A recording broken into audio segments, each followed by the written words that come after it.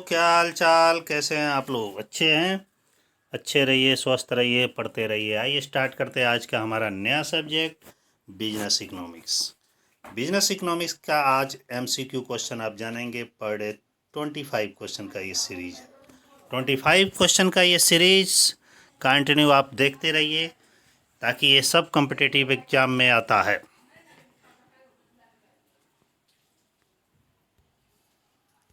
तो ये 25 क्वेश्चन का सीरीज आप कंटिन्यू इसी तरह देखते रहिए, हमारे चैनल पर बने रहिए, हमारे चैनल को सब्सक्राइब करिए, अपने फ्रेंडों में अधिक से अधिक बाबू शेयर करिए। क्योंकि इस समय लॉकडाउन है, इसलिए आप लोग कंटिन्यू वीडियो इसी तरह देखते रहे। तो आइए स्टार्ट करते हैं हमारा वीडियो बिजनेस इकोनॉमिक्स का पहला क्वेश्चन। ध्यान दीजिएगा, पहला क्वेश्चन कह रहा है कि अर्थशास्त्र के जनक किसे कहा जाता है, यानी अर्थशास्त्र की खोज किसने की। तो बता दे रहे हैं कि 1776 ईस्वी में एडम स्मिथ ने आधुनिक अर्थशास्त्र की खोज की थी। वैसे अर्थशास्त्र नामक पुस्तक की रचना विष्णुगुप्त अर्थात चाणक्य ने की थी, लेकिन आधुनिक अर्थशास्त्र का जनक किसे कहा जाता है? एडम स्मिथ को कहा जाता है। इसने अपनी पुस्तक 1776 में वेल्थ ऑफ नेशन प्रकाशित की। तब से और अब तक ये इकोनॉमिक्स कंटिन्यू चलता जा रहा है। नेक्स्ट क्वेश्चन, अर्थशास्त्र वह विज्ञान है जो धन का अध्ययन करता है, यह परिभाषा दी है। अर्थशास्त्र वह विज्ञान है जो धन का अध्ययन करता है, यह परिभाषा किसने दी है? ध्यान दीजिएगा, लिखा गया है JV से। एक राइटर हैं, बहुत अच्छे अर्थशास्त्र के अर्थशास्त्री हैं। इन्होंने इसकी रचना, इन्होंने इसकी परिभाषा दी है। क्वेश्चन नंबर 3 हमारा कह रहा है कि अर्थशास्त्र उद्देश्यों के प्रति तटस्थ रहता है, यह कथन है। ध्यान दीजिएगा, एग्जाम में, कॉम्पिटिटिव एग्जाम में ऐसे ही क्वेश्चन पूछे जाते हैं। मल्टीपल MCQ क्वेश्चन, 4 ऑप्शन दिए रहेंगे, इसमें से एक ऑप्शन सही रहेगा। मैंने इस वीडियो में केवल सही ऑप्शन का चुनाव किया है। तो क्वेश्चन हमारा है कि अर्थशास्त्र उद्देश्यों के प्रति तटस्थ रहता है, यह स्टेटमेंट किसका है? तो ये स्टेटमेंट मार्शल का है। क्वेश्चन नंबर 4 का रहा है, economics theory and operation analysis के लेखक कौन है? ये पुस्तक एक है, economics theory and operation analysis. Baumol नामक एक अर्थशास्त्री थे जिन्होंने इस पुस्तक की रचना की थी। अगला 5 नंबर क्वेश्चन का आ रहा है कि शाम में फार्म के, सॉरी टाइपिंग में मिस्टेक हुआ है, शाम में फॉर्म के विचार का प्रतिपादन किसने किया? फॉर्म लिखा हुआ है, इसको आप लोग करेक्शन कर लीजिएगा। शाम में फॉर्म के विचार का प्रतिपादन किसने किया? तो पीगू ने किया। पीगू भी एक बहुत अच्छे अर्थशास्त्री रह चुके हैं। क्वेश्चन नंबर 6 का आता है कि अर्थशास्त्र दुर्लभ साधनों की आवंटन तथा रोजगार, आय और आर्थिक विकास के निर्धारक तत्व का अध्ययन है, यह कथन किसका है? ये भी एक स्टेटमेंट है, एक परिभाषा दी गई है, प्रोफेसर रॉबिन्स की परिभाषा है ये। दुर्लभ साधनों, ध्यान दीजिएगा, याद कर लीजिएगा। धन संबंधी परिभाषा जो दी गई है वो एडम स्मिथ द्वारा दी गई है, और कल्याण संबंधी परिभाषा मार्शल द्वारा, और दुर्लभ साधनों से संबंधित या सीमित दायित्व वाली परिभाषा जो दी गई है वो रॉबिन्स द्वारा दी गई है। तो अगला क्वेश्चन हम बढ़ते हैं क्वेश्चन नंबर 7 की तरफ। क्वेश्चन नंबर 7 कहता है, विक्रेताओं का बाजार वह है जहां, अर्थात विक्रेताओं का बाजार किसे कहा जाता है? जहां विक्रेता वह बेच सकते हैं जो उत्पादित करते हैं। अर्थात विक्रेताओं का बाजार उसे कहा जाता है जिसे विक्रेता उस वस्तु को बेच सकते हैं जिसे वे उत्पादित करते हैं। ठीक है। नेक्स्ट क्वेश्चन हमारा कहता है 8 नंबर कि रॉबिन्स के अनुसार अर्थशास्त्र वह है, रॉबिन्स के अनुसार अर्थशास्त्र वह है, क्या है? एक सामाजिक विज्ञान है और एक व्यक्तिगत विज्ञान, ये दोनों विज्ञान है। 9 नंबर क्वेश्चन में कह रहा है कि अर्थशास्त्र की कल्याण आधारित परिभाषा किसके द्वारा दी गई है? अभी बताए थे कि धन संबंधी परिभाषा एडम स्मिथ, कल्याण संबंधी मार्शल, और सीमित दायित्व या दुर्लभ साधनों वाली परिभाषा जो दी गई है वो रॉबिन्स द्वारा दी गई है। तो यहाँ कल्याण आधारित परिभाषा पूछ रहा है, तो मार्शल द्वारा दी गई है। नेक्स्ट क्वेश्चन 10 नंबर का रहा है, अर्थशास्त्र में आवश्यकता विहीनता की परिभाषा किसके द्वारा दी गई है? ध्यान दीजिएगा, अभी परिभाषाओं का जहाँ जिक्र हो रहा था वहाँ पे धन संबंधी परिभाषा एडम स्मिथ, कल्याण संबंधी परिभाषा याद रखिएगा, कुछ सुन के, कुछ देख के, कुछ समझ के। तो कल्याण संबंधी परिभाषा मार्शल, सीमित दायित्व वाली परिभाषा रॉबिन्स, और यहाँ पे आपका दे रहा है आवश्यकता विहीनता की परिभाषा ये जे.के. मेहता के द्वारा दी गई है। ये चारों एक सीरीज से है, क्रमबद्ध से है। धन संबंधी, कल्याण संबंधी, सीमित दायित्व संबंधी और आवश्यकता विहीनता संबंधी। तो नेक्स्ट क्वेश्चन के बढ़ते हैं। 11 नंबर क्वेश्चन। धन एक ऐसा केंद्र बिंदु है जिसके चारों ओर आर्थिक विज्ञान घिरा होता है। यह कथन व्यक्त किया गया है, किसके द्वारा किया गया है? ये अल्फ्रेड मार्शल द्वारा किया गया है। 12 नंबर क्वेश्चन कहता है कि अर्थशास्त्र की वह शाखा जो जोर देती है कि क्या होना चाहिए, माने अर्थशास्त्र की वो कौन सी शाखा है जो इस बात का जोर देता है कि क्या होना चाहिए, या क्या कहलाती है? आदर्शात्मक अर्थशास्त्र कहलाती है। 13 नंबर क्वेश्चन कहता है कि यदि उत्पादन शून्य है तब अल्पकाल में, देखिएगा यहाँ एडिट करना पड़ेगा, शून्य नहीं है, शून्य है, इसको सही सुधार कर लीजिएगा कि जो ये शब्द लिखा गया है, ठीक है, शून्य, यदि उत्पादन शून्य होना चाहिए, क्या होना चाहिए? शून्य होना चाहिए। शून्य मतलब जीरो होना चाहिए। यदि उत्पादन शून्य है तो अल्पकाल में स्थिर लागत होती है, क्या होती है? धनात्मक होती है। 14 नंबर क्वेश्चन है कि किसका विचार है कि अर्थशास्त्र सिरों के बीच तटस्थ है, अर्थात ये भी एक स्टेटमेंट दिया गया है। किसका विचार है कि अर्थशास्त्र सिरों के बीच तटस्थ है? तो ये रॉबिन्स की परिभाषा दी गई।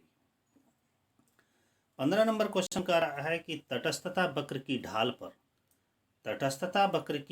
पर किसी बिंदु को कहते हैं। जब तटस्थता वक्र जब ऐसे बनता है और ऐसे होता है तो ये ढाल जो आईसी इंडिफरेंट कर्व होता है उसे क्या कहा जाता है? प्रतिस्थापन की सीमांत दर कहा जाता है।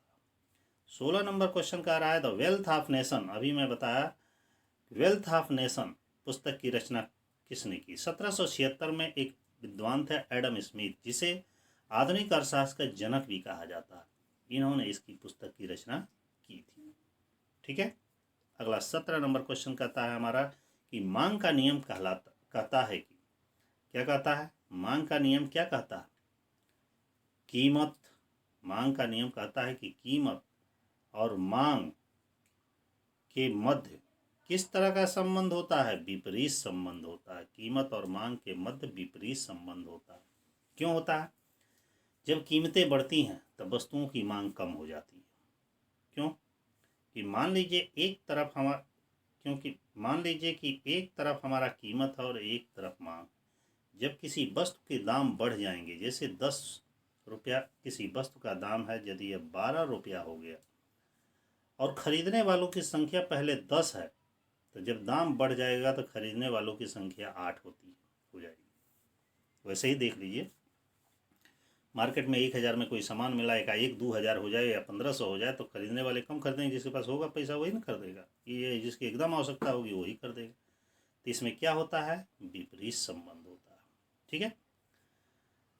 18 नंबर क्वेश्चन कहता है किसे गोसेन का प्रथम नियम कहा जाता है? गोसेन का प्रथम नियम, देखिए गोसेन के 3 नियम दिए गए हैं, लेकिन आपसे क्वेश्चन में यहाँ पूछ रहा है कि प्रथम नियम किसको कहा जाता है? सीमांत उपयोगिता ह्रास नियम को कहा जाता है। अगला कह रहा है कि आराम की वस्तुओं की मांग होती है लोचदार। लोचदार का मतलब होता है कि जिन वस्तुओं को हम आसानी से खरीद सकते हैं, कोई भी व्यक्ति खरीद सकता है, उसे उसकी डिमांड क्या होती है? लोचदार। और जिन वस्तुओं को आसानी से नहीं खरीद सकते हैं उसको बेलोचदार होती है। तो नेक्स्ट बढ़ते हैं 20 नंबर क्वेश्चन पे कि उपभोक्ता की बचत का विचार या प्रतिपादन किसने किया था? तो उपभोक्ता के विचार का प्रतिपादन मार्शल द्वारा। वैसे उपभोक्ता की बचत का सबसे पहले जो प्रतिपादन किया था वो एक ड्यूपिट द्वारा किया गया था, लेकिन यहाँ उसका प्रतिपादन की बात है, प्रथम के जिक्र नहीं किया गया है, इसलिए मार्शल होगा। 21 नंबर कह रहा है कि संयुक्त मांग का उदाहरण है। संयुक्त मांग का मतलब है ज्वाइंट मांग। ज्वाइंट मांग का मतलब होता है जब एक वस्तु की मांग बढ़ती है तो उसके साथ दूसरे वस्तु की भी मांग बढ़े। जैसे एग्जाम्पल में दिया गया है कार और पेट्रोल। कोई आदमी है कि जो गाड़ी खरीद लेता है, ठीक है, तो गाड़ी किससे चलेगी? पेट्रोल से चलेगी। तो ज्यों ज्यों गाड़ी की मांग बढ़ेगी वैसे वैसे पेट्रोल की भी मांग बढ़ेगी। क्यों? क्योंकि कार पेट्रोल पर आधारित है और पेट्रोल कार पर आधारित है। उसी तरह है पेन और स्याही। हम पेन से लिखते हैं, जब पेन में स्याही नहीं रहे तो पेन का क्या वैल्यू है? कोई वैल्यू नहीं। इसलिए जब पेन खरीदेंगे तो स्याही की भी आवश्यकता पड़े। उसी तरह जूता एंड मोजा। अब जूता शूज आदमी पहनता है तो सॉक्स भी पहनेगा, सॉक्स भी पहनेगा। तो ये क्या कहलाती है? संयुक्त मांग कहलाती है। एक वस्तु के साथ दूसरे वस्तु की भी डिमांड बढ़ जाना।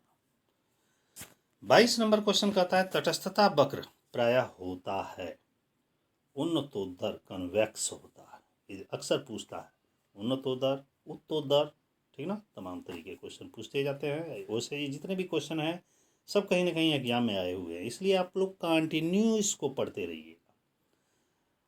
23 नंबर क्वेश्चन है मांग के निम्नलिखित तत्व होने चाहिए। मांग के कौन कौन सी तत्व होती हैं?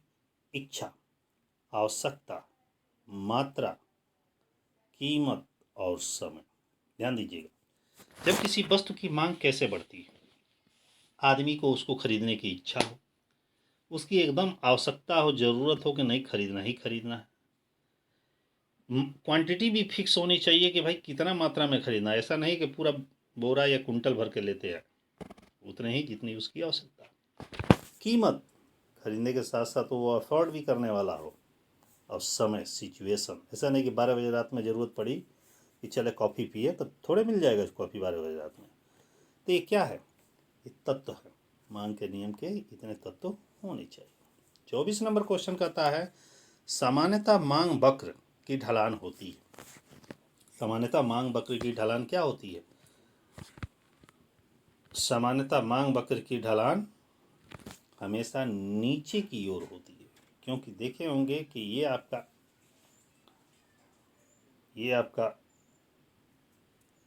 ध्यान दीजिएगा, मैंने ऐसे बनाया, और मांग वक्र ये डिमांड रेखा है, ठीक ना। मांग वक्र की ढलान कैसे है? ऊपर से नीचे की तरफ गिरती हुई होती है। अगला कह रहा है 25 नंबर क्वेश्चन, जब मुद्रा की पूर्ति में कमी होती है तो वस्तुओं की कीमत क्या होती है? घटती है। ध्यान दीजिएगा, जब पैसे की सप्लाई कम हो जाएगी तो वस्तुओं की कीमतें क्या हो जाएगी? गिरती जाती।